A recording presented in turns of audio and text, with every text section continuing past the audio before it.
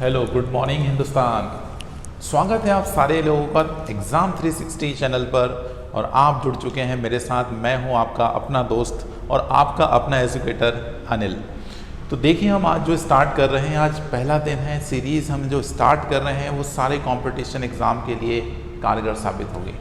और आज जो सीरीज़ लेके आया हूँ वो है हमारे पास, चाहे हम बात करें SBI PO की, जो कि रिसेंट वैकेंसी है अभी आपके सामने, CHSL की बात करें जो SSC कंडक्ट कराता है, और आने वाले एग्जामिनेशन बहुत सारे हैं। चाहे स्टेट लेवल के एग्जामिनेशन की बात करें, पुलिस के एग्जामिनेशन बहुत जल्दी प्रोजेक्टेड है आपके सामने, ग्रुप 2 एंड सब ग्रुप 4 की वैकेंसी आपके सामने है। बहुत सारी तमाम वैकेंसीज हैं। भाई, तैयारी कैसे करना है, उसी चीज़ की चर्चा करने के लिए आज सब लोग हम जुड़ चुके हैं और जल्दी से सभी लोगों को जोड़ने का प्रयास करें।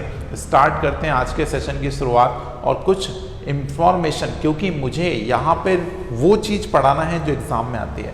तो एग्ज़ाम में आने वाली चीज़ का दायरा पता होना बहुत ज़रूरी है। तो आज हम उस दायरे की बात करना स्टार्ट करें। तो भाई, दायरे में हमें मैथ्स में ये पढ़ना है कि क्या क्या टॉपिक्स हमारे एग्जामिनेशन में पूछे जाते हैं। आज हम उस बात की चर्चा करना स्टार्ट करेंगे। तो बहुत जल्दी से आप अपने वीडियोस को शेयर करना स्टार्ट कर दीजिए। जल्दी जल्दी से आप सारे लोगों के बीच में इस वीडियो को फैला दीजिए, क्योंकि इन्फॉर्मेशन का जितना ज़्यादा शेयरिंग होगा आपकी इन्फॉर्मेशन उतनी ज़्यादा बढ़ेगी। चलिए स्टार्ट करते हैं। देखिए क्या क्या टॉपिक हमारे पास आते हैं। हम बात कर रहे हैं हर एक एग्जामिनेशन की। मैं यहाँ पे स्पेसिफाइड नहीं कर रहा हूँ कि ये सिर्फ बैंकिंग का पार्ट है या मैं बोलूँ SSC। हम ओवरऑल मैथमेटिक्स की बात कर रहे हैं, क्वांटिटेटिव एप्टीट्यूड्स की बात करें जो हर एक एग्जामिनेशन में आता है। तो देख लीजिए, हमारे सामने सबसे पहला मॉड्यूल। मेरा जो तरीका है पढ़ाने का वो है मॉड्यूल वाइज। तो मैं मॉड्यूल वाइज आपको लेके चलूंगा। तो हर मॉड्यूल में कुछ चैप्टर्स आपके सामने हैं।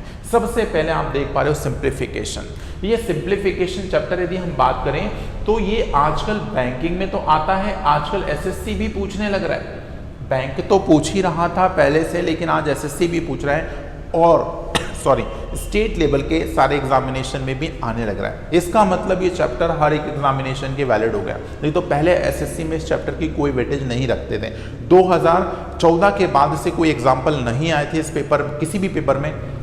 लेकिन अब बेटा फिर से वही बात आने लग रही है। चाहे हम रेलवे की बात करें, उसमें भी इंपॉर्टेंट वेटेज है। तो बैंकिंग की बात करें तो कम से कम यहाँ से 5 नंबर के क्वेश्चन आपको देखने को मिलेंगे। और यदि PO की बात करें तो 5 है, तो क्लर्क में यही 10 नंबर का वेटेज बन जाता है। लेकिन रेस्ट अदर एग्जामिनेशन की बात करें तो हमारे पास सिर्फ और सिर्फ 2 या 1 क्वेश्चन आपको देखने को मिलेगा। तो आप समझ गए किस चैप्टर में कितना पढ़ना है। दूसरी बात, इनइक्वालिटी। ये वर्ड आपने 2 जगह सुना होगा। एक सुना होगा रीजनिंग में और एक सुन रहे हैं आप मेरे साथ मैथ्स में। ये दोनों का वर्ड का मीनिंग समझा दो बच्चे।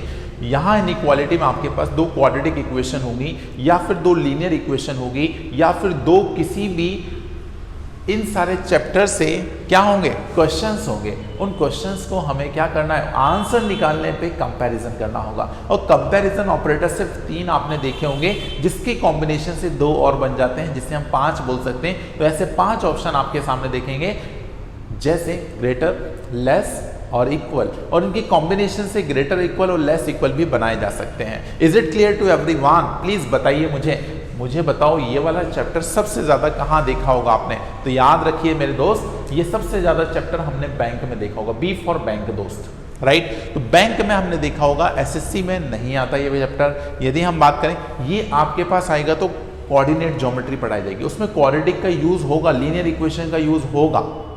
लेकिन बेटा यहाँ पे हमारे पास डायरेक्ट कंपैरिजन में सिर्फ और सिर्फ बैंकिंग सेक्टर या फिर इंश्योरेंस सेक्टर में आपको देखने को मिलेगा। अगला चैप्टर बहुत अच्छा, इसकी वेटेज बता दें तो भाई 5 नंबर का चैप्टर है बैंकिंग वाले बच्चों के लिए, ठीक है, रेस्ट के लिए नहीं है। ध्यान से सुनते चलना। अगला important topic, most important topic बेटा क्या है, डेटा इंटरप्रिटेशन। इन शॉर्ट हम DI बोल रहे हैं। तो DI में कम से कम ये मान के चलो 5 नंबर तो भैया पक्के हैं। 5 क्वेश्चन तो पक्के हैं। यदि SSC पूछता है तो आपके पास 3 क्वेश्चन आते हैं प्रीलिम्स में, और मेंस में जाओगे तो 15 क्वेश्चन मिलेंगे। तो 15 दूना 30 क्वेश्चन, 30 नंबर वहां मिल जाएंगे। और यदि हम बात करें बैंकिंग सेक्टर की तो आप 10 नंबर और 5 नंबर मिनिमम समझ लीजिए। उसके बाद मेंस में दी जाते हैं तो यही वेटेज आपके पास 20 से 25 नंबर का बन जाता है। तो बहुत ट्रांसपेरेंटली अपने दिमाग में ये बातों को प्रिंट करें, क्योंकि हमें इस गोल को पहचानना बहुत ज़रूरी है। और इस गोल के अंदर यदि आप रहेंगे तो सिलेक्शन आपका अपना होगा और जल्दी होगा, राइट। देखते हैं आगे इंपॉर्टेंट सीरीज है जिसे हम नाम दे रहे हैं नंबर सीरीज। नंबर सीरीज में आपके पास कुछ पैटर्न्स गिवन होंगे नंबरों के, उनको हमें पहचानना होगा, राइट। तो वो पहचानने के अलग अलग पैटर्न्स होंगे। ये जनरली फेमस है आपके पास, सबसे ज़्यादा आपके पास है बैंकिंग में। और बैंकिंग के साथ यदि हम एसएससी की बात करें तो भाई वहाँ भी आता है, लेकिन वहाँ रीजनिंग पार्ट में आता है। लेकिन इस बार का यदि आपने CHSL दिया होगा तो रीजनिंग में, मैथ्स में भी दोनों जगह पे आपको ये चीज़ें देखने को मिली थी। बहुत ध्यान से आप पेपर का पैटर्न जरूर समझें। आगे चलते हैं तो मॉड्यूल 1 की कहानी आप समझ पा रहे होंगे। यहाँ भी हम 5 नंबर का वेटेज रखते हैं, तो सबसे ज़्यादा वेटेज रखने वाला, कम से कम 20 मार्क्स का वेटेज यहाँ से पेपरों में पूछा जाता है। तो आप समझ लीजिए मॉड्यूल 1 का कितना वेटेज है। और ये मॉड्यूल सारे चैप्टर अपने आप में इंडिपेंडेंट हैं। मतलब ऐसा नहीं है कि हमें सिंप्लीफिकेशन पढ़ना तो किसी अदर चैप्टर की हेल्प लगी। सिंपल बॉड मास रूल पढ़ना पड़ेंगे। बॉड मास रूल अपनी आपने ग्रैप कर लिए तो आपके पास ये सारी प्रॉब्लम्स आसानी हो जाएगी। चलते हैं आगे और जानते हैं और क्या सिलेबस में है। तो मॉड्यूल 2 है भाई। मॉड्यूल 2 में क्या है? तो मॉड्यूल 2 में भाई परसेंटेज है। बड़ा सुंदर सा नाम है परसेंटेज। हम हमेशा से बचपन से सिर्फ परसेंटेज के पीछे भाग रहे हैं, क्योंकि हमने जब क्लास 1 में एडमिशन लिया था तो हमसे सिर्फ एक ही रिजल्ट पूछा जाता था, बच्चे पास हुए तो आप कितना परसेंट से पास हुए। वो यही कहानी हमको इसमें सीखना है, वो कैसे निकाला जाता था परसेंटेज। और आज भी हमें वही चीज़ ज़रूरत है। ये क्यों पढ़ाई जा रही है? बच्चे वही सारी बातें आज हम दोबारा रिपीट कर रहे हैं जो आपने 6, 7, 8, 9, 10th स्टैंडर्ड तक पढ़ी हैं, लेकिन दायरा बदल गया है। वहाँ हम हर एक एग्जाम्पल को एक पेज में कंप्लीट करते थे, यहाँ हमें एक लाइन में कंप्लीट करना है। और हम बोले सर एक लाइन में भी नहीं, सिर्फ दिमाग में करना है। तो यही छोटी छोटी सी ओपिनियंस आपको ध्यान रखना है कि आप कैसे अपने आप को 100% दे सकते हैं। चलते हैं आगे और जानते हैं क्या इंपॉर्टेंट है। इसी चैप्टर पे बेस्ड है भैया profit and loss. Which loss? Profit and loss. आपके सारे जमाने की चीज़ें हम सिर्फ 2 बातों से समझते हैं कि भैया हमने आर्टिकल कितने में खरीदा और कितने में बेचा, यही प्रॉफिट एंड लॉस है। तो इसी प्रॉफिट एंड लॉस की कहानी को समझेंगे हम सारे बच्चे यहाँ पर।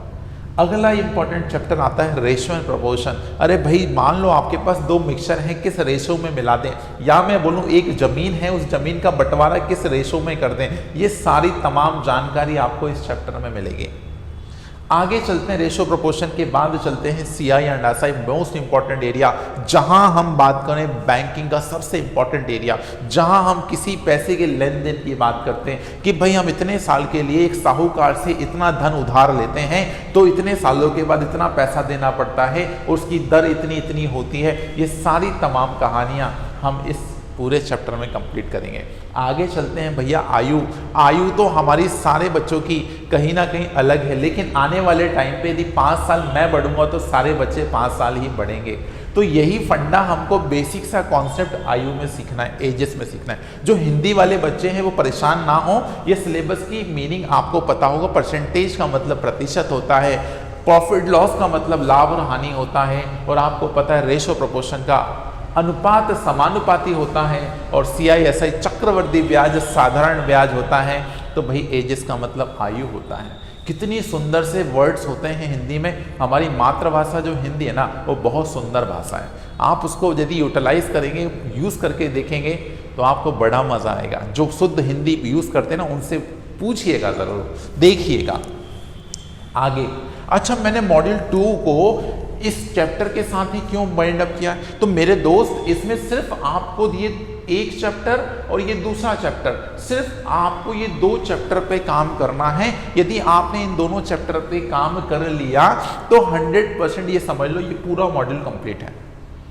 मतलब सेकंड मॉड्यूल की जो जान है वो सिर्फ 2 है भाई। जान तो हमने जमाने को बताया, राइट, लेकिन यहाँ पे हमें सिर्फ 2 चैप्टर को जान बताना है। इसका मतलब ये हार्ट है, इसमें ही जान धड़क रही है, ये बात ध्यान रख लो। तो भाई यही हमारा एक मेन एरिया है जहाँ से हमें अपने आप को 100% सिखाना है। आगे चलते हैं, आगे क्या इंपॉर्टेंट है देखिएगा। मॉड्यूल 3 में टाइम एंड वर्क है, pipe and system and work in business. ये तीनों चैप्टर आपस में कोऑर्डिनेट करेंगे और सारे कॉन्सेप्ट आपको सिर्फ इस चैप्टर में सिखाए जाएंगे। परसेंटेज जैसा हमने देखा और रेशो देखा, उस मॉड्यूल की पूरी जान है। तो इस पूरे मॉड्यूल की जान भैया ये है। कॉन्सेप्ट यहाँ सीखोगे, इम्प्लीमेंटेशन आगे वाले चैप्टर में भी होंगे और उस चैप्टर में तो होंगे ही। Is it clear to everyone? बिल्कुल भाई, वीडियो में मजा आ रहा है तो प्लीज लाइक जरूर कर लो यार, राइट। और इस वीडियो को सबसे ज्यादा लोगों के पास पहुंचाने का काम करें, क्योंकि ये सिलेबस वाला पॉइंट आउट है जिसको जानना बहुत जरूरी है, राइट। क्वांटिटेटिव एप्टीट्यूड्स का डिटेल सिलेबस आज हम यहाँ पे डिस्कस कर रहे हैं, क्योंकि दायरा पता होना बहुत ज़रूरी है। क्योंकि आज वो बच्चा भी हमसे जुड़ा होगा जो कल 12वीं पास किया था और आज हमसे CHSL के एग्ज़ाम की तैयारी करने के लिए जुड़ा है। हम उस बच्चे को भी बिल्कुल फोकस करना चाहते हैं, क्योंकि हर बच्चे के लिए पूरा नॉलेज होना ज़रूरी है। चलते हैं आगे चलते हैं। Time, speed, distance, problem on trains and boat industry में 3 चैप्टर हैं। जैसे मान लो मैं आपसे बोलूं, आप अपनी गर्लफ्रेंड से मिलने मान लो 100 की रफ्तार से जाते हो, 100 की रफ्तार से जाते हो, 200 किलोमीटर की दूरी तय करना है, तो गर्लफ्रेंड को टाइम क्या बताओगे, जरा बताओ मुझे। तो आप बोलेंगे सर दूरी है 200 किलोमीटर और हम 100 की स्पीड से जा रहे हैं, तो 200 डिवाइड बाय 100 कर दें, तो आपको मालूम पड़ेगा सर 2 घंटे में पहुंच जाएंगे। यही छोटी छोटी सी एग्जांपल्स आपको इसी अंदाज में आपको सिखाने का प्रयास करेंगे। और इस बार हमारा जो नाम होगा चैप्टर का वो क्या होगा, time, speed and distance. Train की समस्याएं, जैसे आपने बागवान मूवी देखी होगी, एक तरफ से अमिताभ बच्चन चलना स्टार्ट करते हैं, दूसरी तरफ से जया बच्चन, उनका एक मीटिंग स्टेशन हुआ करता था, उस मीटिंग स्टेशन पे मिलते थे। ये कैसे इंफॉर्मेशन गैदर की गई होगी, सर ये सारे कॉन्सेप्ट यहाँ सीखे होंगे। तो आपको ये रियल लाइफ से दुनिया को जोड़ने का काम करना है, तो भाई हमें रियल लाइफ से ये चैप्टर्स को जोड़ना है। Is it clear to everyone? मजा आ रहा है ना? मजा आ रहा है तो भाई लाइक जरूर करते रहिएगा। आगे चलते हैं, बहुत इंपॉर्टेंट एरिया मॉड्यूल 5 है। अच्छा यहाँ पे ध्यान रखो, इसमें सारे कॉन्सेप्ट सिखाऊंगा मैं और यहाँ पे ये सारे कॉन्सेप्ट इसमें यूज भी हो जाएंगे। आगे चलते हैं, ये कुछ चैप्टर है। सबसे पहला permutation and combination. Permutation and combination, भैया यहाँ पे 100 चेयर रखी हैं और 100 चेयर पे मुझे 1000 लड़के बिठाना है, कितने तरीके से बिठा सकता हूँ भैया, इसका अंदाजा लगाना है तो मुझे परमुटेशन कॉम्बिनेशन की प्रॉब्लम्स का थोड़ा बहुत नॉलेज होना चाहिए। सेम कंडीशन प्रोबेबिलिटी है भाई। प्रोबेबिलिटी यदि हम आप बात करें तो भाई जहाँ पे आप बात करते हो, जैसे आपको पता होगा जैसे एक जो जुआ सट्टा एरिया होता है, जैसे हम बात करें जो लोग गैम्बलिंग करते होंगे, अच्छा वर्ड मेरे को मिल नहीं रहा था, मिल गया, गैम्बलिंग वर्ड यदि हम यूज करें ज़्यादा अच्छा रहेगा। जो लोग गैम्बलिंग करते होंगे, खेलते होंगे, तो उनके लिए ये चीज़ पता होगी कि क्या चांसेस हैं, अगला नंबर क्या होगा। यही जानकारी हम इसमें प्रोबेबिलिटी में पढ़ेंगे कि भैया ताश के 52 पत्तों में से 4 पत्ते निकालने की क्या प्रायिकता हो सकती है। ये सारी कहानी, एक थैले में मान लो आपके पास अलग अलग कलर की बॉल हैं, उन बॉल में से इतनी बॉल निकालने, तो क्या चांसेस हैं कि हरी बॉल ही आए, पीली बॉल ही आए, या डिफरेंट कलर की बॉल आए, या फिर एक सिक्के को उछाला, भैया सिक्का तो याद होगा, यदि अनबाइज्ड कॉइन है, यदि सही कॉइन है, उसी के उछालने की प्रायिकता हम यहाँ निकालेंगे। तो ऐसे तमाम क्वेश्चन इस चैप्टर में होंगे। और रही बात भैया एवरेज की, और एवरेज मतलब औसत, आप सारे घर में बहुत अच्छे से ये चीज़ जानते होंगे। मान लो आज हमारा 10 रुपये खर्चा है आज का, अगले दिन 20 रुपये खर्चा है, अगले दिन, जैसे मान लो आपकी माँ है घर पे, वो माँ आपने घर का मैनेजमेंट कैसे करती है, उसको पता है कि भाई आज मेरा 10 रुपये खर्चा है, कल मान लो 20 रुपये खर्चा है, अगले दिन फिर से 10 रुपये खर्च हुआ, फिर हो सकता है अगले दिन 12 रुपये खर्च हुआ। तो ऐसे सारे नंबर्स को देखा उसने कि यार इतने इतने खर्चा हो, तो महीने भर में मेरा कितना खर्चा हो गया, तो भाई सबको जोड़ लेगी, सबको जोड़ लोगी और एक देखेंगे भाई इतना नंबर कौन सा, उसको डिवाइड कर देगी नंबरों से कि हमारा एक दिन का एवरेज खर्चा कितना आता है। तो ऐसे अंदाजा बैठाते हैं भैया, घर का दुकानदार कौन होगा, हमारे घर की माँ होगी। तो भाई वो कैसे मैनेज कर रही है, ये सारी कहानी इससे ही निकल के आती है। भले चीज़ें क्या है, ज़्यादा फ्रूटफुल नहीं है, नॉलेज नहीं है, लेकिन आपको उसका यूटिलाइजेशन मालूम है। सेम वही कंडीशन है सीखना। डेटा सफिशिएंसी, अगला रिलेशन है डेटा सफिशिएंसी। मतलब हमारे पास इंफॉर्मेशन गिवन है, उस इंफॉर्मेशन से हमें अपने डेटा को क्या करना है, रियलाइज करना है। मतलब हमें क्या करना है, डिफरेंट डेटा इनकम्प्लीट दे रखा होगा या स्टेटमेंट दे रखे होंगे, इनके कॉम्बिनेशन से हमारे रिजल्ट्स को प्रोड्यूस करना है। That is called data sufficiency.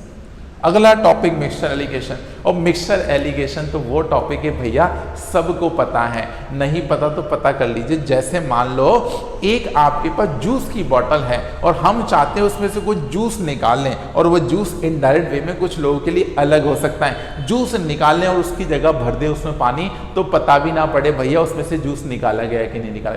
तो किस रेशो में मिलाएं, किस क्वांटिटी में मिलाएं, ये सारी चीजों की चर्चा हमारी इस मिक्सचर एलिगेशन चैप्टर में होगी।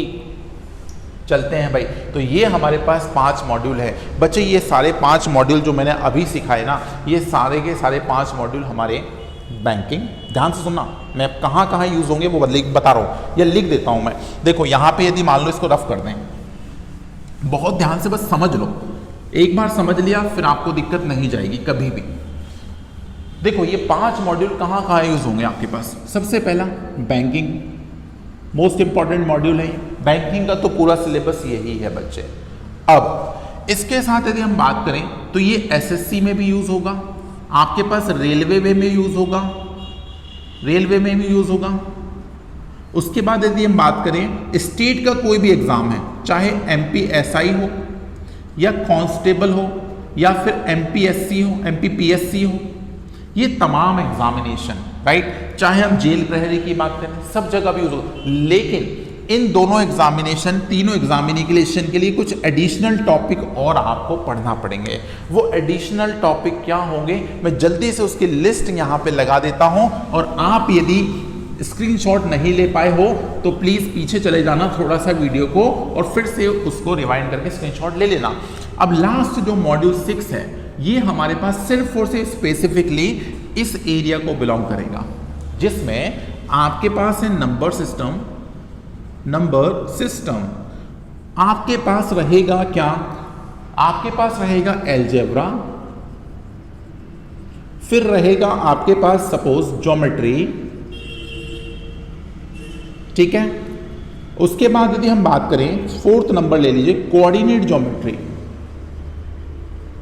फिर उसके बाद यदि हम बात करें बच्चे ट्रिग्नोमेट्री, ट्रिग्नोमेट्री,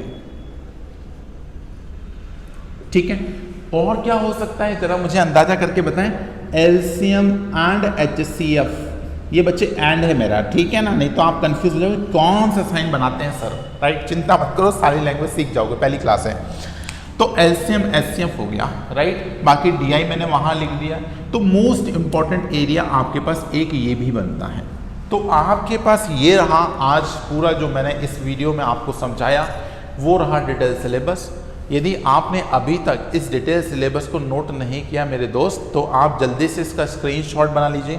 पहले जो लिखा था उसका स्क्रीनशॉट बना लेना, और ये जो अभी मैंने एक्स्ट्रा ऐड कर दिया इसका स्क्रीनशॉट बना लेना।